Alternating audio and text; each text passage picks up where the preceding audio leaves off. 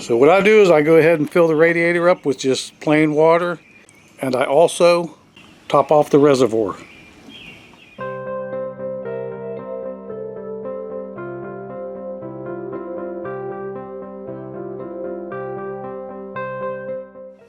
I'll go ahead and top off the reservoir and the radiator with plain water. And the reason I do this is because if I got a leak, I don't have to worry about wasting my antifreeze. I can go back and drain the water out, fix the issue, and try again.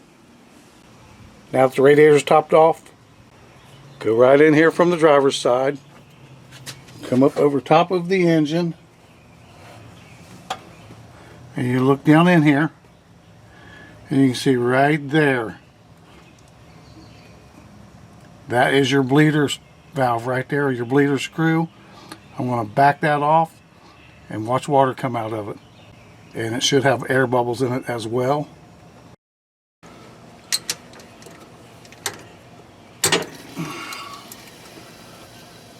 See, look at the air bubbles coming out of that. That is air.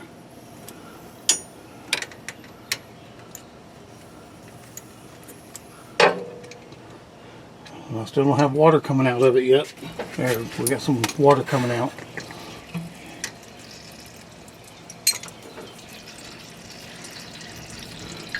I got water coming out. Good, we still got water running out of it now. Let me tighten that back up. But that there is your bleeder screw. And you need to bleed it off before you start running your pump.